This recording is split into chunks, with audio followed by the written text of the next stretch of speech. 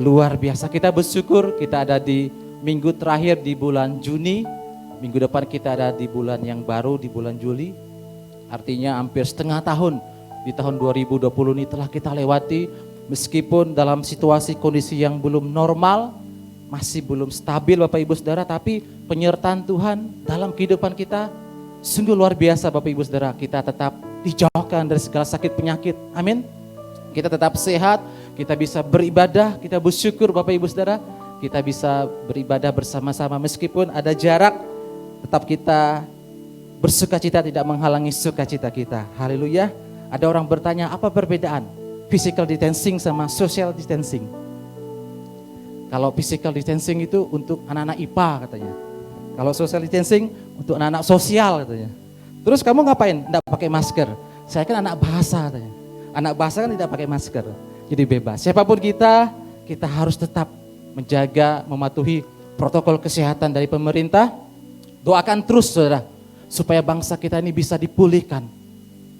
Saudara optimis bangsa kita bisa keluar dari semua ini, dari pandemi, bahkan dari resesi ekonomi, sampai hari ini sudah 52 ribu lebih yang terpapar positif. Terus doakan. Kita semuanya harus mendoakan, terlibat. Jangan kita hanya diam menyaksikan, tapi ambil bagian kita dalam doa dan dalam mendukung pemerintah dalam mematuhi protokol kesehatan. Haleluya. Bapak Ibu Saudara, segala hal yang terjadi dalam dunia, dalam global hari-hari ini, semuanya berhubungan secara tidak langsung ke kehidupan kita, kerohanian kita saudara. Bahwa tidak ada sesuatu yang baru yang terjadi dalam dunia ini. Semuanya sedang Tuhan ulangi dalam kehidupan kita. Bahwa Allah sedang mengulang sejarah dalam kehidupan kita. Kita bisa buka di Pengkhotbah 3 ayat 15.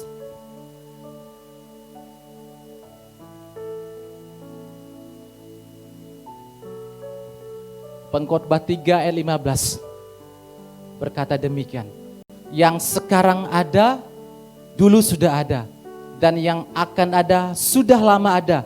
Dan Allah mencari yang sudah lalu. Saya mengartikannya demikian Bapak Ibu Saudara. Yang sekarang terjadi, dulu sudah terjadi. Dan yang akan terjadi, sudah lama terjadi. Dan Allah mencari yang sudah terjadi. Goncangan demi goncangan, apa yang Tuhan izinkan terjadi dalam dunia ini saudara, sampai hari ini bukan hal yang baru. Pernah Tuhan lakukan, pernah Tuhan izinkan terjadi dalam kehidupan manusia.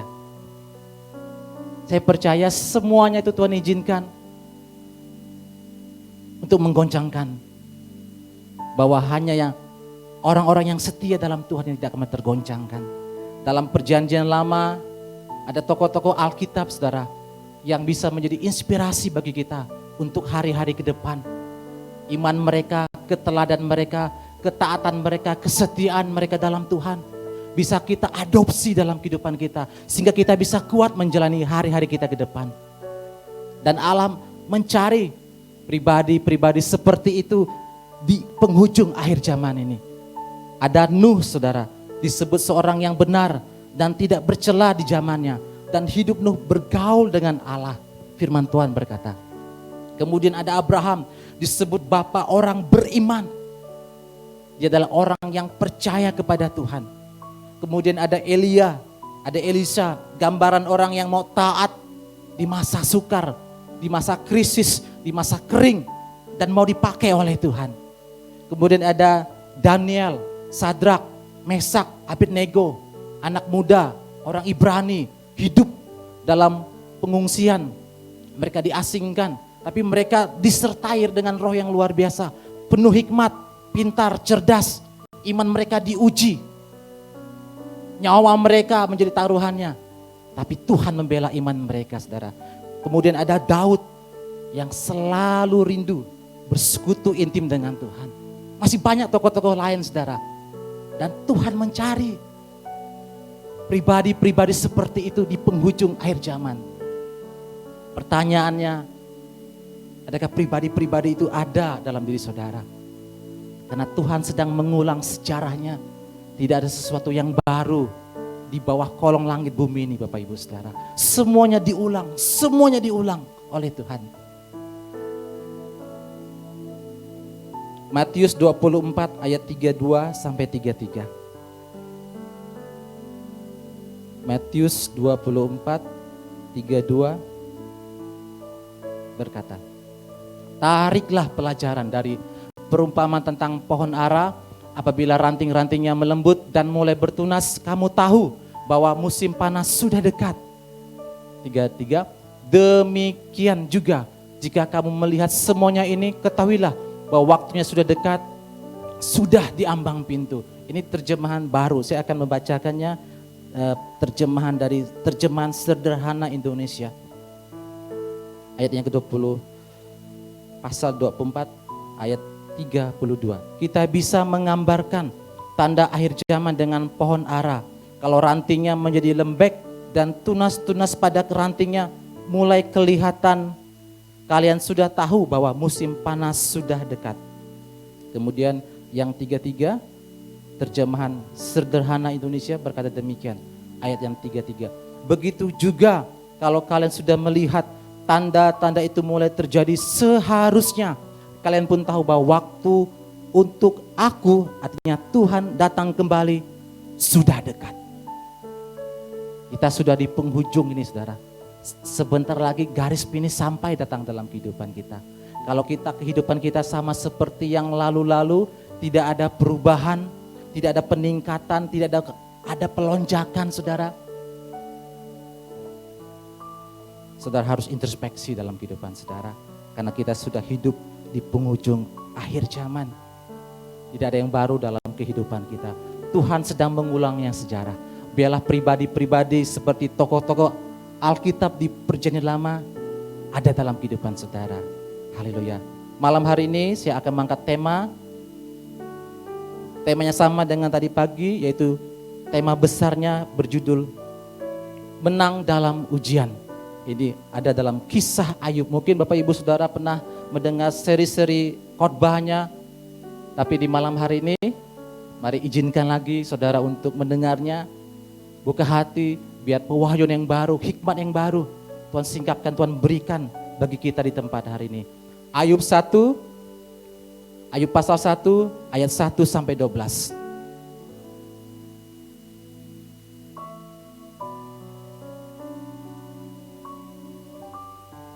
Ayat 1 berkata, "Ada seorang laki-laki di tanah Uz bernama Ayub.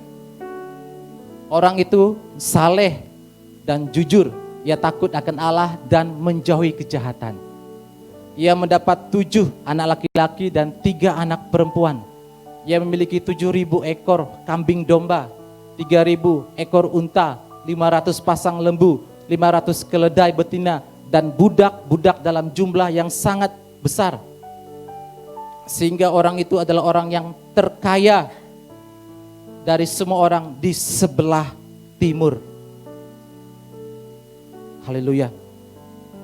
Kita akan melihat profil Ayub, saudara. Profil yang pertama, boleh tampilkan slide-nya.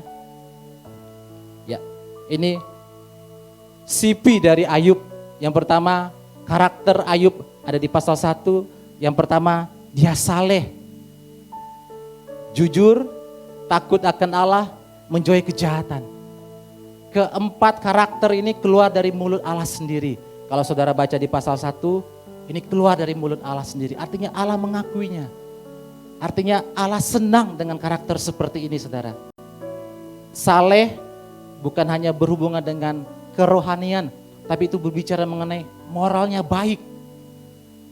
Etikanya bagus, berintegritas. Ini ada dalam kehidupan Ayub. Kemudian karakter berikutnya, dia jujur. Jujur dalam arti hidupnya benar dan baik.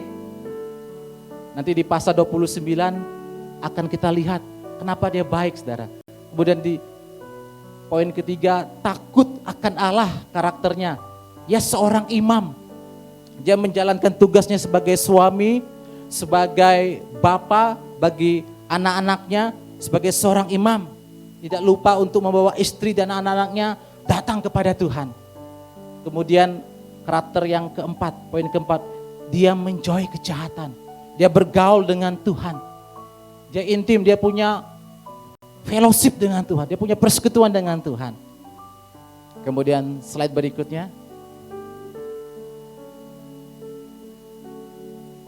Ini harta kekayaan yang dimiliki Ayub. Firman Tuhan katakan, dia punya 7.000 kambing domba, 3.000 unta, 500 pasang lembu, 500 keledai, memiliki budak yang sangat banyak. Dan Alkitab mengatakan dia orang terkaya di sebelah timur. Slide berikutnya. Dia punya 10 orang anak, saudara. Jangan lupa, dia punya 10 orang anak, 7 laki-laki dan 3 perempuan. Pertanyaannya Bapak Ibu Saudara bagi kita saat ini. Kenapa orang benar mesti mengalami ujian atau penderitaan? Kenapa orang Kristen mengalami ujian dalam kehidupannya? Kenapa orang Kristen ada yang namanya pencobaan? Itu adalah pertanyaan bagi kita. Sebagai orang percaya dalam Tuhan, sebagai orang yang mengaku Kristen, aku sudah bertobat, aku sudah sungguh-sungguh dalam Tuhan, aku sudah setia dalam Tuhan. Kenapa ada ujian lagi? Kenapa ada penderitaan? Kenapa ada pencobaan-pencobaan? Ini adalah pertanyaan kita, saudara. Ini adalah pertanyaan yang normal bagi kita sebagai orang Kristen. Yang pertama, kenapa kita harus menghadapi yang namanya ujian atau penderitaan bagi orang yang benar? Yang pertama, yaitu agar hidup kita dimurnikan. Agar hidup kita dimurnikan. Ayub pasal 1 ayat 13. Pada suatu hari ketika anak-anaknya yang laki-laki dan yang perempuan makan-makan dan minum anggur di rumah saudara mereka yang sulung, datanglah seorang pesuruh kepada Ayub dan berkata, sedang lumbu sapi membajak dan keledai-keledai betina makan rumput di sebelahnya, datanglah orang-orang Seba menyerang dan merampasnya, serta memukul penjaganya dengan mata pedang. Hanya aku sendiri yang luput, sehingga dapat memberitahukan hal itu kepada Tuhan. Itu kejadian pertama. Ada kejadian kedua. Sementara orang-orang itu berbicara, datanglah orang lain berkata, api telah menyambar dari langit dan membakar serta memakan habis kambing domba dan penjaga-penjaga. Hanya aku sendiri yang luput sehingga dapat memberitahukan hal itu kepada Tuhan. Itu kejadian berikutnya. Ada lagi peristiwa yang belum selesai, datang lagi peristiwa yang baru. Sementara orang itu berbicara, datanglah orang-orang lain berkata, orang-orang Kasdim membentuk 3 pasukan, lalu menyerbu unta-unta dan merampasnya, serta memukul penjaganya dengan mata pedang. Hanya aku sendiri yang luput, sehingga dapat memberitahukan hal itu kepada Tuhan. Sementara orang itu berbicara, datanglah orang-orang lain berkata, anak-anak Tuhan yang laki-laki dan yang perempuan sedang makan, minum anggur di rumah saudara mereka yang sulung. Maka tiba-tiba angin ribut bertiup dari seberang padang gurun rumah itu, dilandanya pada keempat penjurunya dan roboh menimpa orang-orang muda itu. Hanya sehingga mereka mati, anaknya mati, saudara. Setelah harta-harta Ayub, segala binatang-binatang kepunyaannya, saudara, dirampas. Kemudian terakhir anaknya, 10 orang mati. Hanya aku sendiri yang luput sehingga dapat memberitahukan hal itu kepada Tuhan. Maka berdirilah Ayub lalu mengoyak jubahnya dan mencukur kepalanya, kemudian sujudlah dia dan menyembah. Ini yang luar biasa dari Ayub. Ini respon Ayub yang luar biasa. Dia berkata, dengan telanjang aku keluar dari kandungan ibuku, dengan telanjang juga aku kembali. Artinya kembali kepada Tuhan. Tuhan yang memberi, Tuhan yang mengambil. Hidup kita tidak terlepas yang namanya hidup yang dimurnikan. Seperti Ayub, hidupnya dimurnikan, saudara. Saudara tahu itu artinya murni? Murni artinya tulen, tidak bercampur dengan unsur-unsur lain. Ada madu murni, ada susu murni, kemudian ada emas murni. Artinya betul-betul tulen, tidak ada unsur yang lain. Dan itulah yang Tuhan bentuk dalam kehidupan Ayub. Ayub yang awalnya statusnya ada di atas, saudara. Ketika pencobaan itu datang, suffering itu datang, saudara, dia yang awalnya adalah everything menjadi nothing. Dia punya segalanya, tidak punya segala-galanya lagi saudara, tidak punya apa-apa. Dia yang awalnya hero menjadi zero saudara. Sama dengan situasi yang terjadi saat ini saudara kan. Siapa bisa menyangka pandemi bisa datang disertai dengan krisis ekonomi. Semuanya kena, tidak ada yang kena. Semuanya kita harus masing-masing menjaga diri, kesehatan kita saudara. Tuhan sedang memurnikan hati kita lewat ujian, lewat penderitaan, lewat pencobaan-pencobaan dalam kehidupan kita saudara. Kita semuanya dimurnikan. Mungkin di hati kita ini masih memiliki menyimpan yang namanya kekesalan, kekecewaan. Tuhan murnikan, Tuhan bersihkan. Sakit hati, Tuhan murnikan, Tuhan bersihkan dalam kehidupan kita. Pelayan Tuhan juga harus murni dalam melayani Tuhan. Motivasinya adalah motivasi yang benar di hadapan Tuhan.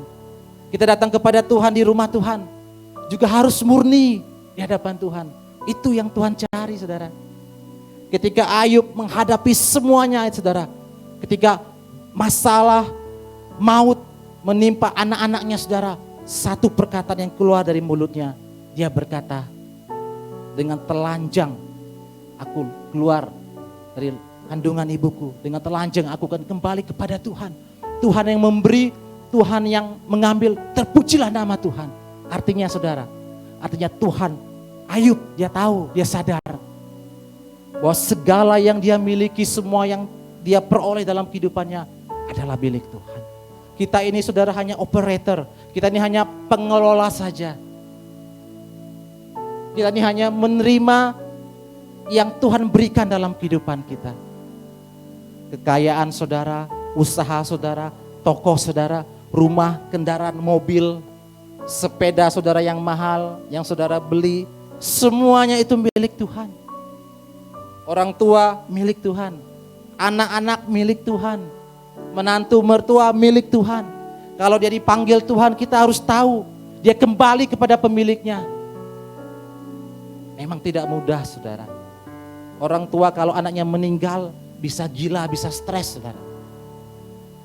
Tidak ada anak yang stres kalau orang tuanya meninggal. Ayub 10 langsung diambil Tuhan.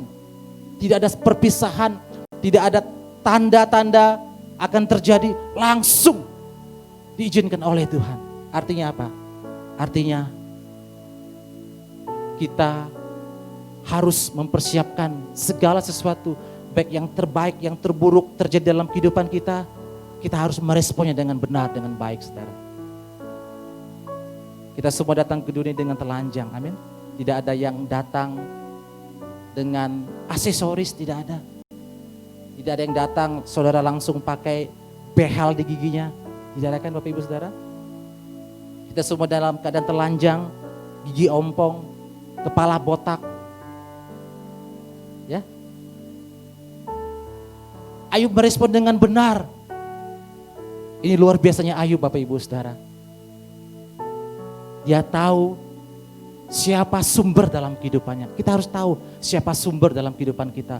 Kalau saudara hari ini masih diberkati oleh Tuhan, meskipun tidak sama dengan musim-musim yang lalu, Tuhan tetap bersama kita di hari ini, saudara tetap merespon yang benar. Kalau dulu Tuhan pernah memberkati kita, dulu kita bukan siapa-siapa, usaha kita kecil-kecilan, usaha kita bukan omsetnya besar, tapi dalam perjalanan waktu tiba-tiba Tuhan berkati usaha kita. Dan sekarang tiba-tiba masa kering, masa susah. Masa kan kita mau berkata Tuhan tidak lagi setia dengan kita? Masa kan kita mau berkata Tuhan tidak lagi baik dalam kehidupan kita? Kalau Tuhan pernah memberkati kita sampai hari ini saudara, menjaga keluarga kita, memberkati keluarga kita, masakah di masa-masa yang sukar, masa yang sulit, Tuhan tidak beserta kita? Kita semuanya harus dimurnikan oleh Tuhan.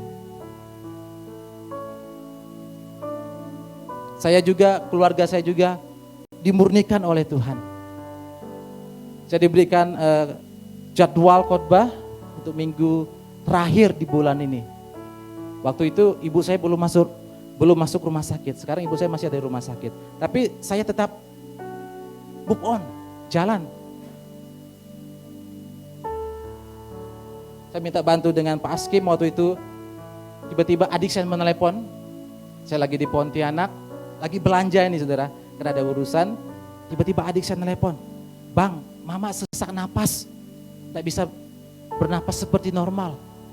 Langsung, semuanya langsung buyar saudara. Mau belanja ini, mau belanja itu, langsung tidak punya selera lagi. Saya lagi di Pontianak. Saya bingung bagaimana ini. Akhirnya saya teringat abang saya, ternyata abang saya tidak bisa ditelepon, tidak bisa diminta bantuan. Akhirnya saya minta bantu dengan Pak Gembala, puji Tuhan. Ini Bapak Gembala bawa ke rumah sakit saudara. Dan hasilnya mama saya sakit infeksi paru-paru. Saya tetap mempersiapkan semuanya saudara, melayani Tuhan. Karena bagi saya, melayani Tuhan itu adalah suatu anugerah kesempatan saudara. Karena saya tahu yang lebih hebat dari saya itu banyak saudara. Yang lebih bisa dari saya itu banyak saudara. Lewat proses demi proses kita semua dimurnikan saudara. Tapi puji Tuhan keadaan mama saya semakin baik, semakin baik. Artinya apa saudara? Kita tidak pernah melupakan masa-masa yang sulit yang pernah Tuhan perbuat. Waktu tahun 2014 baru menikah kami saya dengan istri saya membawa mama saya ke Kucing untuk operasi tulang waktu itu. Setelah operasi tulang berjalan dengan baik, malamnya tiba-tiba dia harus dibawa ke ICU. Itu sesuatu di luar dugaan, di luar perencanaan kami saudara. Karena kami datang ke sana hanya untuk operasi tulang. Karena mama saya sudah keropos tulang belakangnya. Dan tiba-tiba sesak napas, tidak bisa bernapas. Langsung dibawa ke ICU. 3 dokter yang menangani dia berkata, ini berisiko besar. Risiko terbesarnya lah malah mau mati katanya. Dan membuat saya dan istri saya shock. Sesuatu yang di luar dugaan kami. Tapi kami tidak tinggal diam saudara. Ketika mama saya ada di ICU beberapa hari, sekitar 4 hari, tidak boleh dikunjungi oleh siapapun. Sangat ketat rumah sakit di sana, sangat ketat. Tapi saya mencoba untuk minta izin dulu kepada penjaganya. Setiap pagi dan malam saya dan istri selalu berkunjung ke situ. Hanya untuk apa? Menyembah Tuhan saja saudara. Karena itu yang kami punya, itu yang bisa kami lakukan saudara. Penyembah itu saudara, apapun yang terjadi di luar, dia tetap menyembah Tuhan. Karena kita bukan penyanyi. Penyanyi itu di saat dia senang, dia memuji Tuhan. Menyanyi. Tapi penyembah apapun yang terjadi di luar, dia akan tetap menyembah Tuhan. Pagi hari saya ketuk pintu ICU-nya. Saya minta izin, bolehkan kami, saya dan istri untuk memuji Tuhan sebentar. Saya mendoakan. Itu paginya saudara. Kemudian malam lagi kami datang, memuji, menyembah lagi. Kami ulangi beberapa hari saudara. Puji Tuhan saudara, sesuatu yang baik dipulihkan oleh Tuhan lewat mama kami saudara. Artinya apa? Lewat masa-masa yang sukar, masa-masa yang sulit, itu menjadi pengalaman kita dalam Tuhan. Sehingga ketika menghadapinya, kita belajar tenang, kita belajar kuat. Masakan dulu dia pernah menolong kita, hari ini juga dia tidak menolong kita. Amin saudara. Kita terus dimurnikan oleh Tuhan. Seperti Ayub, dia tahu sumbernya. Dia tahu Tuhan siapa yang memberkati dia. Sampai dia punya segala-galanya saudara. Haleluya. Kita harus dimurnikan oleh Tuhan. Ketika kita dimurnikan oleh Tuhan, responlah yang baik. Responlah yang benar. Bersepakatlah dengan firman Tuhan. Jangan bertentangan dengan firman Tuhan. Karena kalau kita bertentangan dengan firman Tuhan, rencana Tuhan yang baik, rencana Tuhan yang ajaib, kita sendiri yang menggagalkannya, saudara. Itu yang pertama, kenapa orang benar, orang percaya mesti mengalami ujian penderitaan, tujuannya itu untuk dimurnikan. Itu yang pertama. Yang kedua,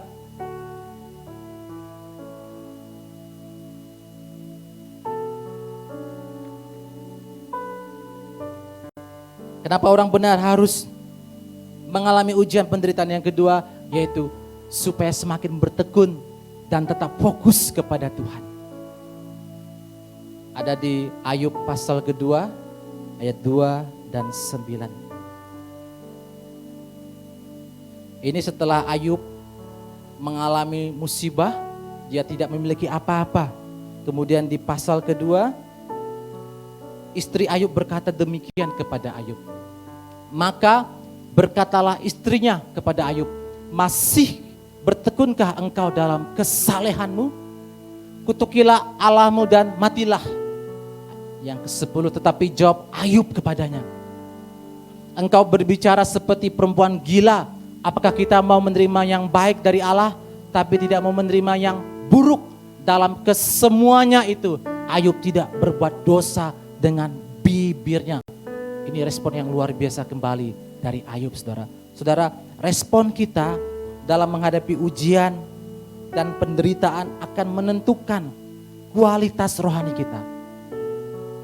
Sekali lagi Bapak Ibu Saudara, respon kita dalam menghadapi ujian, penderitaan akan menentukan kualitas rohani kita, saudara.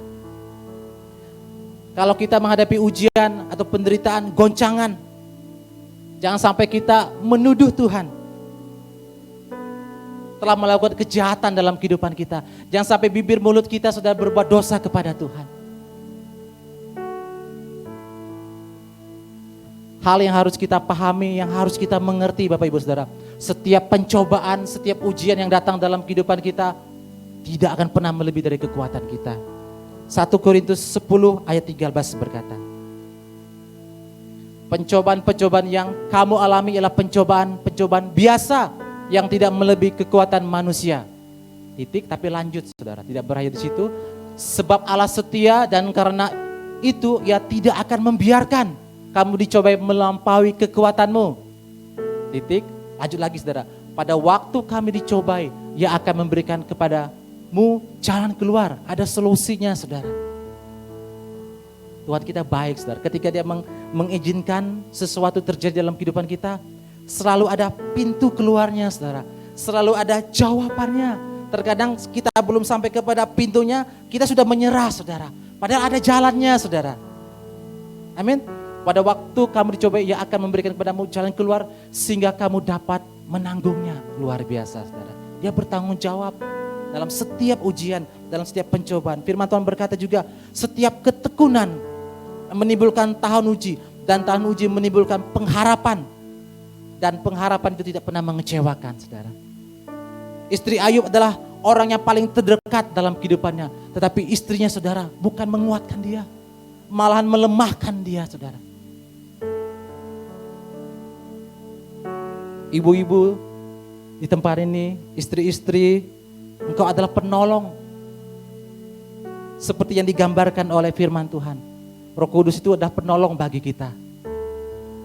Dan istri-istri digambarkan seperti Roh Kudus. Dia penolong bagi suaminya dalam rumah tangganya saudara. Amin. Saudari, istri-istri, ibu-ibu punya kekuatan untuk menolong suami. Jika beban pergumulan itu ditanggung bersama-sama, berdua bersama-sama, saya percaya beban apapun yang seberatnya pun dapat kita pikul berdua menjadi ringan. Amin saudara. Kalau Bapak Ibu Saudara melihat, mendengar berita hari-hari ini bahwa orang yang mengajukan perceraian di pengadilan agama naik berkali-kali lipat katanya. Faktor utamanya yaitu masalah ekonomi. Masalah KDRT ada, masalah yang lain ada. Tapi sejak pandemi ini, angka perceraian di Indonesia luar biasa meningkatnya. Karena mereka tidak lagi bertekun sebagai suami istri. Mereka tidak lagi fokus apa yang menjadi tujuan ketika mereka berumah tangga. Istri penolong bagi suami, juga suami penolong bagi istri. Ketika suami lemah, berikan semangat, berikan pujian, berikan dorongan. Begitu juga dengan sebaliknya. Istri harus sering memberikan motivasi bagi suami, juga suami juga memberikan motivasi bagi istrinya saudara. Kita harus memuji pasangan kita sesuai dengan firman Tuhan. Engkau adalah istriku yang ada dalam firman Tuhan. Kita harus berkatakan kepada istri kita. Begitu juga istri kepada suami. Engkau suami yang bertanggung jawab. Engkau suami yang dikatakan dalam firman Tuhan, imam bagi dalam keluarga. Perkatakan saudara, beri pujian, beri penghargaan kepada pasangan kita, kepada suami kita, maupun kepada istri kita saudara. Ayub ketika dia ditimpa bara yang busuk, bisul, dari kaki sampai batu kepalanya, Ayub merespon dengan yang benar Bapak Ibu Saudara. Karena Ayub bertekun, karena Ayub berfokus kepada Tuhan. Saya dan istri ketika mau masuk tahun 2020, kami bersepakat, kami mau bertekun di dalam Tuhan. Istri saya mau berkata, dia mau khatam. Artinya apa? Dia mau semakin bertekun, sungguh-sungguh. Begitu juga dengan saya, mau juga khatam. Supaya apa? Supaya kehidupan rohani ini tidak stuck. Tidak gitu-gitu saja. Harus naik levelnya. Kami bangun mesbah, keluarga jam doa lagi setiap pagi. Dan mau menutup malam, mau istirahat, kami mesbah lagi doa sebentar. Artinya apa? Kita mau bertekun di tahun 2020 ini. Kita ambil komitmen bersama-sama saudara. Jangan sampai di tahun 2020 ini rohani kita tetap sama dengan tahun-tahun sebelumnya. Dan terbukti saudara, tahun 2020 goncangannya luar biasa saudara. Semuanya kena, semuanya dilanda saudara. Ayub meresponnya dengan benar Bapak Ibu Saudara. Ayub mengajari kita bahwa di saat kita diberkati, bersyukur. Di saat kita belum diberkati, bersyukur. Di saat kita ada dalam kelimpahan, bersyukur. Di saat kita ada dalam kekeringan, bersyukurlah. Ketika kita ada di padang yang berumput hijau, bersyukur. Ketika ada di padang gurun, bersyukur. Ketika ada dalam zona yang tidak nyaman, bersyukur. Ketika ada dalam zona yang aman, bersyukur juga saudara.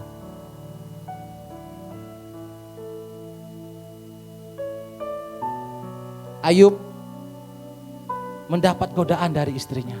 Tapi Ayub punya prinsip dalam kehidupannya. Dia punya spend time. Dia punya waktu yang terbaik bersama Tuhan. Kenapa dia tidak mengikuti apa yang diperkatakan oleh istrinya untuk mengikuti Allahnya? Ini jawabannya saudara dalam Ayub pasal 29. Ayub pasal 29 ayat yang kedua.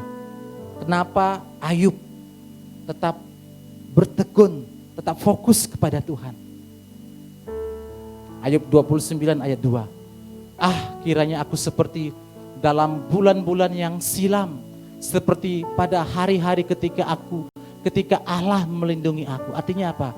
Ayub itu menyadari di waktu-waktu silam Tuhan tuh melindungi dia, saudara. Ayat ketiga, ketika pelitanya Tuhan bersinar di atas kepalaku dan di bawah terangnya aku berjalan dalam gelap. Artinya apa? Artinya Tuhan tuh menyinari Ayub dalam kehidupannya. Kemudian ayat yang keempat berkata, seperti ketika aku mengalami masa remajaku, ketika Allah bergaul karib dengan aku di dalam kemahku. Ternyata di masa remaja, Ayub ini sudah bergaul dengan Tuhan. Ayat kelima, ketika Maha Kuasa masih beserta aku dan anak-anakku ada di sekelilingku. Ayat yang keenam, ketika langkah-langkahku bermandikan dadi dan gunung batu mengalirkan sungai minyak di dekatku. Ayat ketujuh, apabila aku keluar ke pintu gerbang kota dan menyediakan tempat dudukku di tengah-tengah lapangan, maka ketika aku kelihatan mundurlah orang-orang muda dan bangkitlah orang-orang yang sudah lanjut umurnya lalu tinggal berdiri. Ayub ini adalah orang yang disegani. Dia adalah orang yang menjadi panutan, berkarisma. Ayat berikutnya, para pembesar berhenti berbicara dan menutup mulut mereka dengan tangan. Suara para pemuka membisu dan lidah mereka melekat pada langit-langitnya. Apabila telinga mendengar tentang aku, maka disebut berbahagia. Dan apabila mata melihat, maka aku dipuji. Yang terakhir, karena aku menyelamatkan orang sengsara yang berteriak minta tolong. Juga piatu, anak piatu yang tidak ada penolongnya. Ayub suka menolong. Ayub suka memberi. Dia membagikan hartanya bagi orang-orang yang sengsara, bagi orang-orang anak piatu, bagi orang-orang yang memerlukan pertolongannya, saudara. Inilah apa yang dikatakan Ayub ketika dia mengalami masa-masa ujian penderitaan, dia mengisahkan hubungannya dengan Tuhan.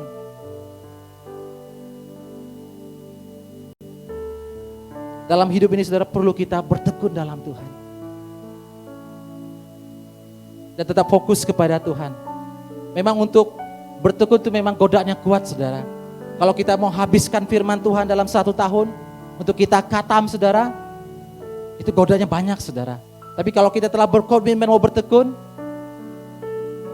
saya percaya kita bisa menyelesaikannya, saudara.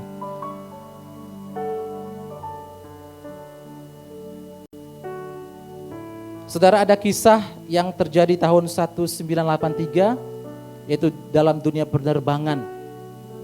Kisah ini disebut sebagai kisah yang begitu kelam yang terjadi di dunia penerbangan. Bisa ditampilkan slide gambarnya?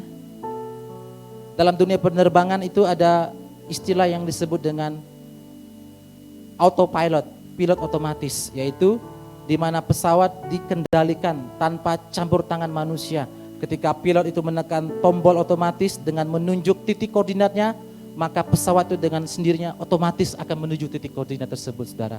Ketika tombol itu diaktifkan, pilotnya bisa berjalan sebentar kemana-mana ke dalam ruangan pesawat. Karena autopilotnya sedang berfungsi, Bapak Ibu Saudara. Ada pesawat Korean Airlines nomor penerbangan 007, saudara. Ketika itu mereka hendak menuju penerbangan dari New York kembali ke kota Seoul, Korea Selatan. Dalam penerbangannya, dalam perjalanannya, pilot ini mengaktifkan autopilotnya, pilot otomatis. Tetapi titik koordinat yang dipilihnya itu salah, fatal. Bukan Korea Selatan, tapi yang dipilihnya adalah Uni Soviet. Uni Soviet itu adalah negara yang selalu bermusuhan dengan Amerika. Dan ketika pesawat ini, saudara, menyimpang dari jalurnya, sedikit demi sedikit, sedikit demi sedikit, semakin menyimpang jauh dan masuk ke jalur penerbangan kawasan Uni Soviet. Dan ketika itu juga, saudara, pesawat ini sudah melanggar bahwa dia masuk secara ilegal, saudara. Dan seketika itu juga, saudara, pesawat komersil, pesawat penumpang Korean Airlines ini langsung dikejar oleh 2 pesawat tempur Uni Soviet. Salah satu pilotnya berusaha menghubungi pilot komersil pesawat Korean Airlines ini, tapi gagal, saudara. Seorang pilot ini, pesawat tempur yang punya dari Uni Soviet ini, dia harus menyelesaikan tugasnya, misinya. Karena waktunya terbatas, tidak ada pilihan lain, dia harus menembak pesawat komersil ini, saudara. Dan rudal dikeluarkan dan menembak pesawat Korean Airlines ini. Ketika ditembak, pesawat ini jatuh sampai ke laut, saudara. Dan semua penumpangnya sebanyak 269 orang meninggal dunia.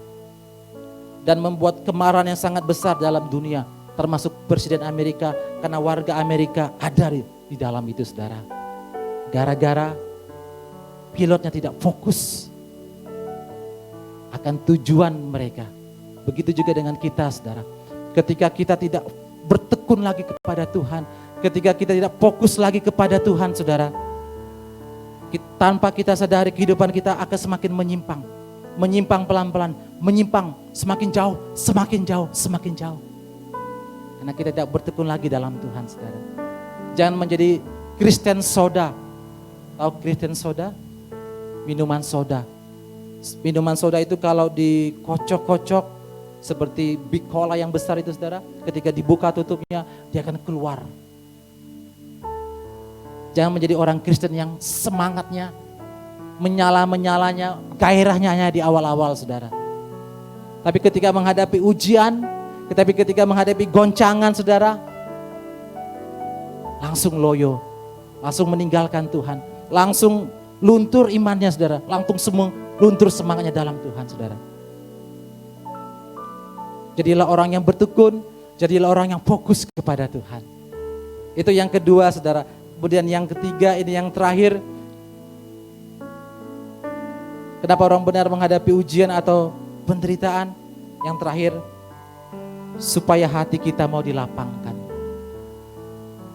Slide yang berikutnya. Supaya hati kita mau dilapangkan oleh Tuhan. Ada dalam Ayub 42. Kita lompat Bapak Ibu Saudara dari pasal 1, pasal 2 langsung ke pasal 42. Begitu panjang penderitaan Ayub ini Bapak Ibu Saudara. Ayub 42 ayat 10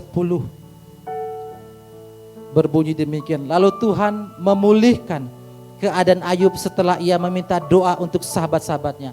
Dan Tuhan memberikan kepada Ayub 2 kali lipat dari segala kepunyaannya dahulu, saudara. Luar biasa.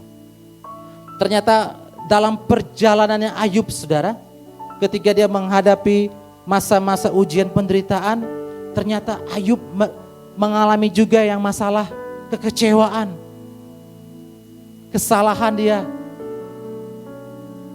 Ketika itu Ayub berdoa kepada Tuhan, supaya Tuhan pulihkan dia, supaya Tuhan sembuhkan dia, supaya Tuhan angkat sakit penyakitnya, supaya Tuhan berkati dia.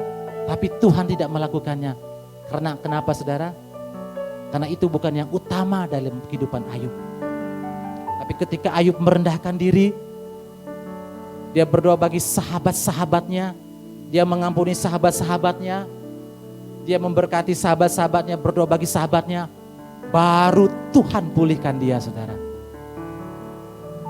Baru Tuhan berkati dia. Seharusnya Ayub itu didoakan oleh teman-temannya. Tapi ini kebalikannya, saudara. Dia yang memberkati teman-temannya. Dia yang mendoakan sahabat-sahabatnya. Sahabat-sahabatnya kalau Bapak, Ibu, Saudara baca, ada Elifas, ada Bildad, ada Zopar. Jadi adalah teman-teman mereka, saudara. Waktu mereka mengunjungi Ayub, mereka berkata, Ayub, kamu itu kena kutuk Tuhan. Kamu itu dimurkai Allah. Ayub yang saat itu menghadapi penderitaan ketika dia diperkatakan demikian, dia sakit hati, saudara. Dia kecewa, saudara. Sahabat yang terdekat malahan memperkatakan demikian, saudara. Ayub sakit hati, Ayub menyimpannya dalam kehidupannya, dalam hatinya, saudara. Tapi ketika dia merendahkan diri, berdoa bagi sahabat-sahabatnya, dan mendoakan mereka, memberkatinya, Tuhan memberkatinya 2 kali lipat, saudara. Ketika kita merasa tidak punya kesalahan, namun tiba-tiba kita mengalami hal yang tidak pantas dan tidak siap menghadapinya, Bapak Ibu Saudara, terkadang kita akan menjadi orang yang paling kecewa. Kenapa? Karena kita merasa orang benar, saudara. Sama seperti Ayub, Bapak Ibu Saudara. Dia sudah benar, dia saleh, jujur, takut Allah, menjauhi kejahatan. Dia benar, merasa dirinya benar, saudara. Tapi masih diproses oleh Tuhan. Dia diproses oleh Tuhan bukan karena dia kaya, saudara. Tapi karena dia punya karakter seperti ini, Bapak Ibu Saudara. Tuhan tidak tertarik dengan apa yang ada di luar. Tapi Tuhan tertarik apa yang ada di dalam, saudara. Yang tidak kelihatan oleh manusia, itu yang Tuhan lihat dalam kehidupan kita, saudara. Ayub ketika dia sudah diproses, dia menyadari dia ada kekurangan, saudara. Dia ada kesalahan. Ternyata tidak selamanya dia benar di hadapan Tuhan. Dalam Roma 3 ayat 23 berkata, karena semua orang telah berbuat dosa dan telah kehilangan kemuliaan Allah. Kita semuanya adalah orang berdosa. Melakukan kesalahan, mendukakan Tuhan, mengecewakan Tuhan. Sama seperti Ayub.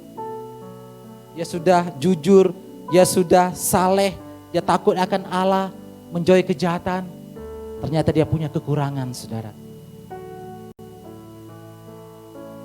Ayub diproses oleh Tuhan, hatinya semakin dilapangkan oleh Tuhan.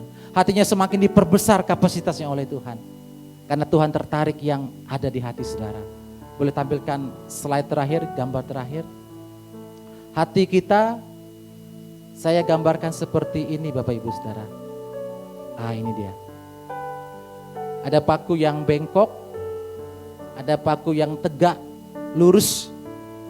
Ketika paku itu bengkok, pasti tidak bisa dipakai, kecuali pasti dibuang, saudara. Tapi ketika paku itu tegak dipukul sekali, dia akan terus dipukul sampai masuk ke dalam. Begitu juga dengan saudara. Ketika hati saudara adalah tanah yang baik untuk diproses Tuhan, Tuhan akan membentuk seperti demikian Bapak Ibu Saudara. Sama seperti Ayub, hatinya terus dilapangkan oleh Tuhan, semakin diperlebar oleh Tuhan. Karena Tuhan mencari orang-orang yang rendah hati. Dalam Yakobus 4 ayat 6 berkata demikian. Yakobus 4 ayat 6 berkata,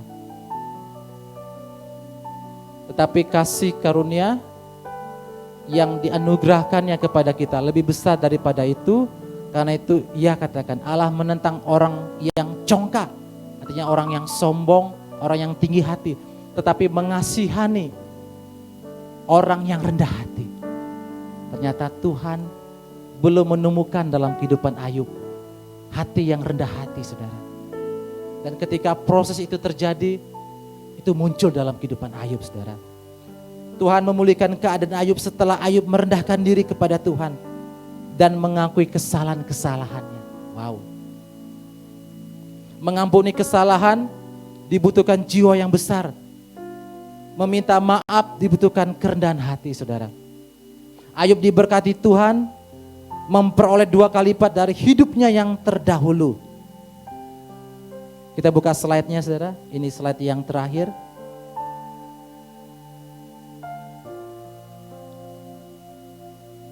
Ini keadaan sebelum dan sesudah. Sebelum dia menderita dia punya 7.000, saudara. Sesudah dia dipulihkan Tuhan, dia punya 14.000 domba. 3.000 unta sebelum dia menderita, setelah dia dipulihkan dia punya 6.000 unta. 500 lembu sebelum penderitaan itu terjadi, dan setelah dipulihkan dia punya 1.000. 500 keledai, setelah dipulihkan dia punya 1.000 keledai.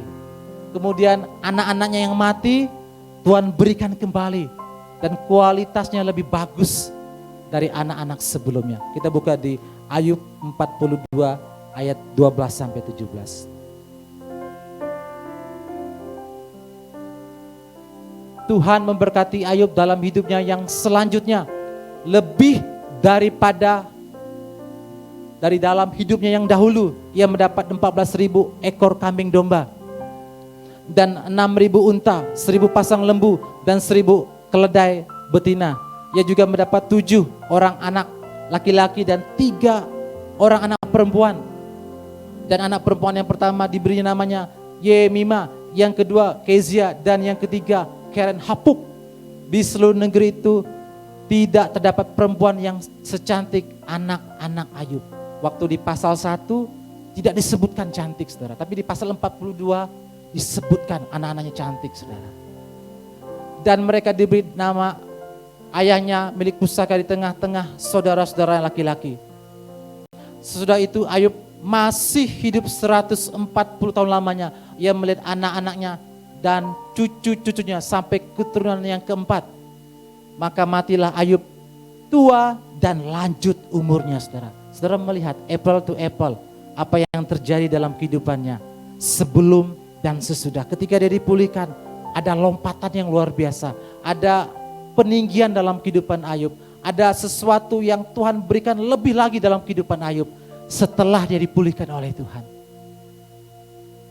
Ayub tidak pernah meminta ini, tidak ditemukan dia berdoa, dia minta seperti ini, saudara. Pelipat gandaan terjadi dalam kehidupannya, tapi Tuhan beri, saudara. Luar biasanya Tuhan, kan? Tuhan bertanggung jawab, saudara. Apa yang hilang dulu Tuhan ganti 2 kali lipat dalam kehidupan Ayub. Hartanya Tuhan kembalikan 2 kali lipat. Anaknya Tuhan kembalikan, bahkan kualitasnya, saudara, lebih baik dari yang sebelumnya, saudara. Tapi ini bukan yang utama yang harus kita kejar, saudara. Ini bukan yang utama. Tapi yang utama yaitu yang tidak nampak seperti Ayub. Saleh, jujur, takut akan Tuhan, menjauhi kejahatan, saudara. Bahkan bisa saudara tambahkan dalam kehidupan saudara. Saudara rendah hati, saudara sabar. Itu yang dicari oleh Tuhan. Tuhan tidak mencari ini, saudara. Ini semua milik Dia, saudara. Tapi yang namanya karakter, itu milik saudara. Tuhan tidak bisa bentuk, Tuhan tidak bisa berikan, karena itu hak saudara. Dan saudara yang menciptakannya dalam kehidupan saudara. Saudara yang harus melahirkannya dalam kehidupan saudara. Lewat apa? Lewat proses. Ketika saudara dan saya dipanggil oleh Tuhan, Tuhan tidak melihat ini. Tapi yang di dalam, yang karakternya, itu yang Tuhan lihat. Ketika kita menghadapi semuanya ini saudara, seperti Ayub berkata, aku tahu bahwa engkau sanggup melakukan segala sesuatu dan tidak ada rencanamu yang gagal. Ini luar biasa saudara. Fokus kepada Tuhan yang sanggup. Fokus kepada Tuhan yang sanggup, yang memberikan pertolongan bagi kita. Jangan fokus kepada kita yang lemah hari ini saudara. Kehidupan Ayub yang begitu panjang sufferingnya sampai ke pasal 42, tapi di endingnya saudara, dia happy. Itu yang luar biasa saudara. Dia happy ending di dalam Tuhan. Siapa mau seperti itu? Harus melewati proses demi proses saudara. Ketika kita menghadapinya, izinkan saudara untuk diproses di tangan yang terbaik, itu tangan Tuhan. Di Ayub 23 ayat 10 berkata, karena ia tahu jalan hidupku, seandainya ia menguji aku akan timbul seperti emas. Wow, saudara akan timbul seperti emas. Ketika saudara memberikan hidup saudara di tangan yang benar, di tangannya Tuhan. Tidak ada yang namanya proses itu enak saudara. Semuanya tidak enak saudara. Hati kita ini diporak-porandakan oleh Tuhan. Hati kita ini semakin dilapangkan oleh Tuhan. Semakin ditarik oleh Tuhan. Tidak enak saudara. Saya dulu orangnya meminta maaf saudara. Tapi ketika saya sudah berkeluarga, berumah tangga, saya belajar dari istri saya, dia selalu meminta maaf kepada saya, kepada orang lain. Di situ saya belajar untuk meminta maaf. Artinya apa? Merendahkan diri lagi saudara. Jangan sampai sebelum menikah, masuk pernikahan, karakter kita sama, tidak berubah saudara. Jadilah pribadi yang mau diubahkan oleh Tuhan. Karena Tuhan mencari orang yang rendah hati saudara. Amin saudara. Itu yang Tuhan cari saudara. Karena rendah hati itu adalah karakternya Tuhan. Kalau saudara memilikinya berarti saudara punya karakternya Tuhan. Saya sulit meminta maaf. Minta maaf kepada orang. Meskipun saya yang bersalah saudara. Tapi saya belajar saudara. Apakah saya pernah jatuh? Saya manusia biasa pernah jatuh saudara. Tapi kita harus bangkit. Sama seperti Ayub. Dia mengakui kesalahannya. Dia mau bangkit. Ketika dia mau merendahkan diri depan Tuhan. Dia mengampuni orang-orang yang mengecewakan dia. Tuhan pulihkan dia. Haleluya. Inilah yang bisa saya berkati. Saya sampaikan untuk jadi berkat bagi kita semua. Biarlah ketika kita menghadapi ujiannya saudara. Kita punya respon yang baik, respon yang benar. Mau dimurnikan oleh Tuhan. Tetap bertekun. Meskipun masa-masa yang sukar, tetap fokus kepada Tuhan. Dan biarkan hati kita menjadi hati yang dilapangkan oleh Tuhan. Amin. Haleluya. Berikan kemuliaan bagi Tuhan saudara. Mari kami undang teman-teman PW untuk naik ke atas. Yesus kau kebenaran dan hidup. Kalau kami hidup, kami mau hidup bagi Tuhan. Dan kami mau pandang Tuhan apapun yang terjadi dalam kehidupan kami Tuhan. Haleluya.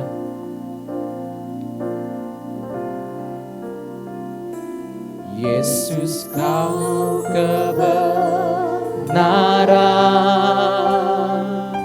yang menyelamatkanku. Kau memberikanku hidup dan pengharapan.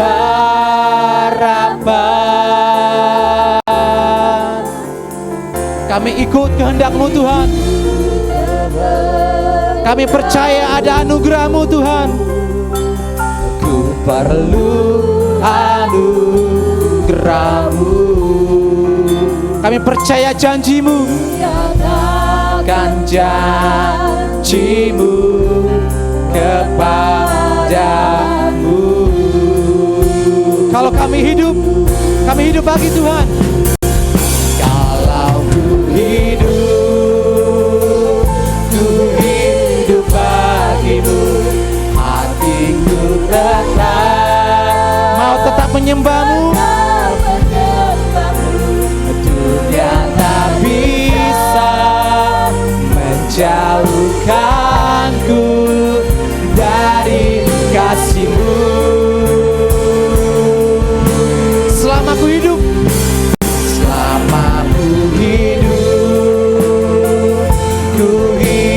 bagimu, mataku tetap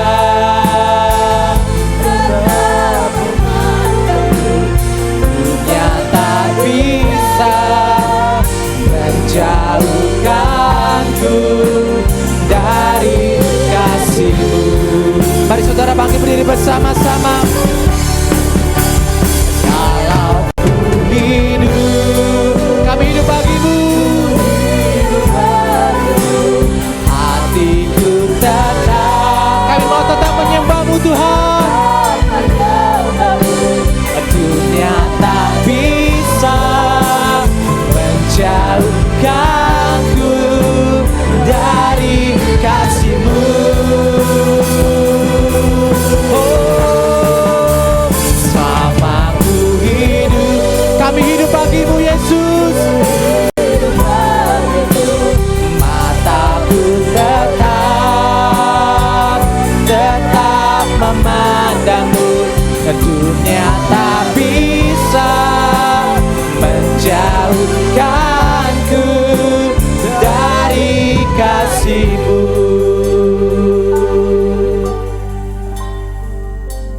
Engkaulah kebenaran yang kami pegang Tuhan.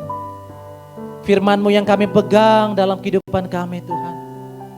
Ketika pencobaan, ketika ujian itu masuk dalam kehidupan kami, kebenaran firman Tuhan yang kami pegang dalam kehidupan kami Tuhan. Sebab kami percaya kami ada di tangan yang baik. Meskipun kami harus dimurnikan, sakit dalam kehidupan kami Tuhan, tapi kami mau tetap merespon yang baik, yang benar dalam kehidupan kami Tuhan.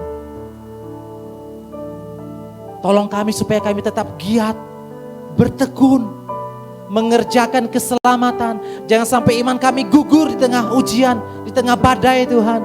Kami mau tetap fokus kepada Tuhan. Dia yang akan memampukan kami. Tersedia jalan keluar, tersedia solusi dalam setiap ujian, pencobaan dalam kehidupan kami ya Bapa.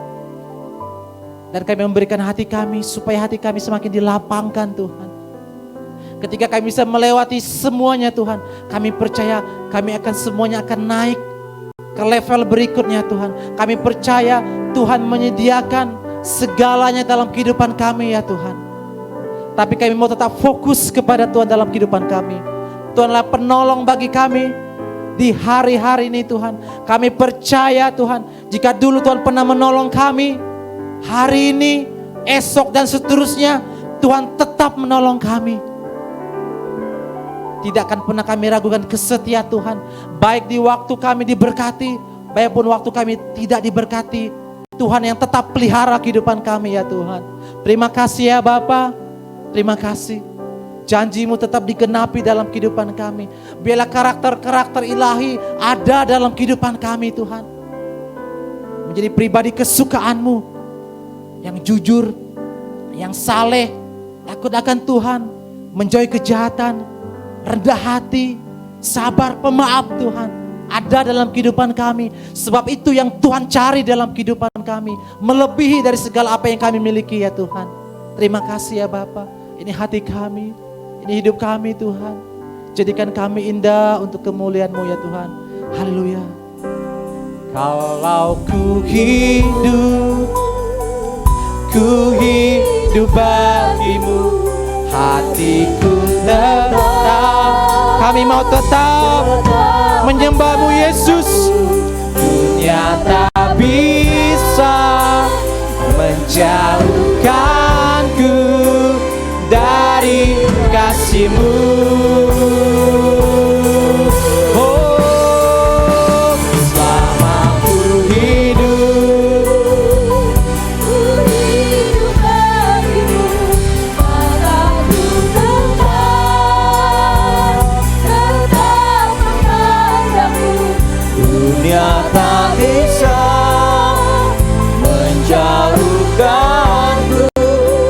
dari kasih-Mu. Saya mau minta tampilkan sebuah gambar, ya, gambar bisa tampilkan Hengki ya. Nah sebenarnya ujian itu beda dengan cobaan. Kalau pencobaan itu datangnya dari setan, tujuannya adalah menjatuhkan. Tapi kalau ujian itu pasti naik level, saudara. Ya, nah saya katakan penderitaan adalah ujian sekolah kehidupan. Respon kita adalah jawabannya. Cara kita mengisi itu ada respon kita. Tapi respon yang benar akan membawa kita naik kelas. Respon yang salah membawa kita tinggal kelas. Tergantung respon kita, saudara. Ya, apakah kita mau keluar menjadi orang yang menang atau tidak, tergantung respon kita. Ya, saya berharap tahun ini kita menjadi orang yang menang. Amin. Haleluya. Oke.